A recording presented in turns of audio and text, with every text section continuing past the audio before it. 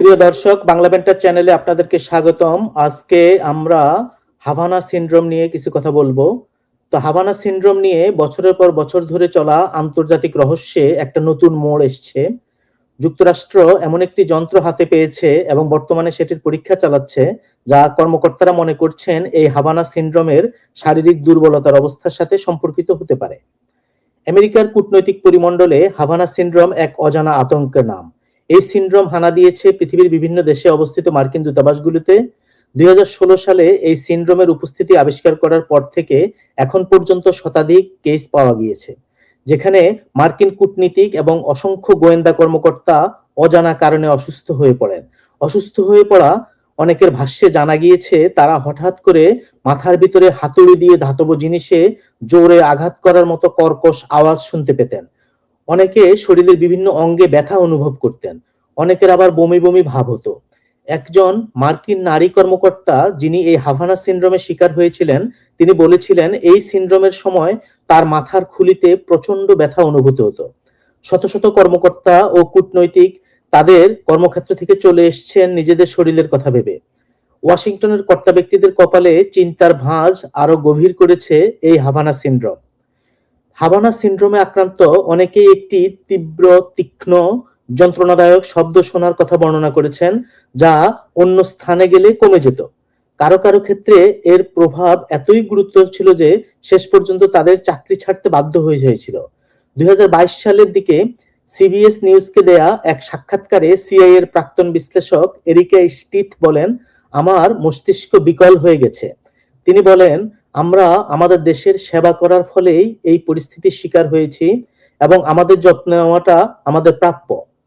মার্কিন সরকার এই ঘটনাগুলোকে অস্বাভাবিক স্বাস্থ্যগত ঘটনা, অ্যানোমালাস হেলথ ইনসিডেন্টস বা এএইচআই নামে উল্লেখ করেন এবং কর্মকর্তারা এর কারণ সম্পর্কে কোনো নিশ্চয়তা দেননি।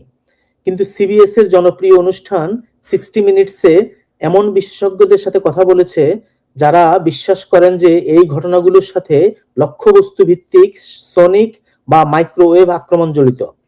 ক্ষতিগ্রস্তদের অনেকেই বিশ্বাস করেন যে তারা একটি গোপন অস্ত্রের দ্বারা আহত হয়েছেন, যা মাইক্রোওয়েভ বা আল্ট্রাসাউন্ডের একটি উচ্চ শক্তির রশ্মি নিক্ষেপ করে। হাভানা সিনড্রোমের কিছু ভুক্তভোগী 1 দশকেরও বেশি সময় ধরে তাদের ঘটনাগুলির প্রতি মনোযোগ আকর্ষণের চেষ্টা করেছেন এবং প্রায়ই সরকারের সমালোচনা করেছেন পর্যাপ্ত সহায়তা বা বিশেষায়িত চিকিৎসা সেবার সুযোগ প্রদানে ব্যর্থতার জন্য। কারা ক্ষতিগ্রস্ত হয়েছেন?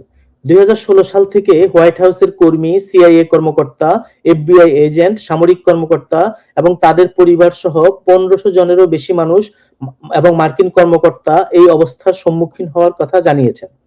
কয়েক ডজন দেশে এই ধরনের ঘটনা ঘটেছে, এমনকি ওয়াশিংটন ডিসিতেও এর খবর পাওয়া গেছে। 2021 সালে তৎকালীন ভাইস প্রেসিডেন্ট কমলা হ্যারিস ভিয়েতনামের রাজধানী হ্যানয় সফরের ঠিক আগে ভিয়েতনামে হাভানা সিনড্রোমের মতো একটি ঘটনার খবর পাওয়া যায়।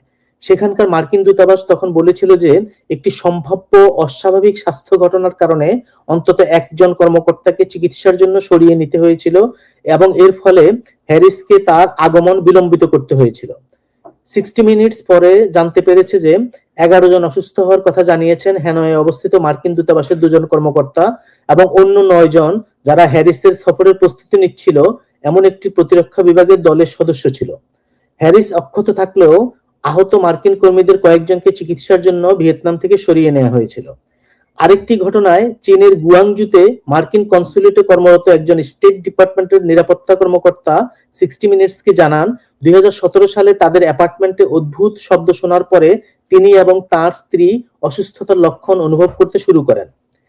কিউবায় মার্কিন দূতাবাসের কর্মীরা যে রোগটিতে আক্রান্ত হয়, যা পরে হাভানা সিনড্রোম নামে পরিচিতি পায়, তার লক্ষণগুলো প্রথম জানানোর প্রায় 1 দশক পরে 2024 সালের শেষ দিকে হোমল্যান্ড সিকিউরিটি বিভাগ গোপনে যন্ত্রটি সংগ্রহ করে এবং এরপর থেকে পেন্টাগন বহনযোগ্য ব্যাকপ্যাক আকারের এই যন্ত্রটি পরীক্ষা চালাচ্ছে, যা রেডিও ফ্রিকোয়েন্সি শক্তি নির্গত করে এবং এতে রাশিয়ান অরিজিন উপাদান রয়েছে বলে মনে করা হচ্ছে।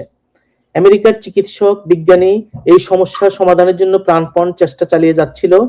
এই সমস্যা এতটাই গুরুতর আকার ধারণ করেছিল যে অনেকে বলেছিলেন স্নায়ুযুদ্ধ পরবর্তী মার্কিন গোয়েন্দা সংস্থার জন্য সবচেয়ে বড় চ্যালেঞ্জ হাভানা সিনড্রোমের রহস্য উদ্ঘাটন করা। শেষ পর্যন্ত সেটা হয়তো হতে যাচ্ছে। হোমল্যান্ড সিকিউরিটির তদন্তকারীরা বিশ্বাস করেন যে তাদের সংগৃহীত যন্ত্রটি হাভানা সিনড্রোমের শিকারদের দ্বারা বর্ণিত প্রভাবগুলো পুনরুৎপাদন করতে সক্ষম হতে পারে। আজ এ পর্যন্তই। Thank you.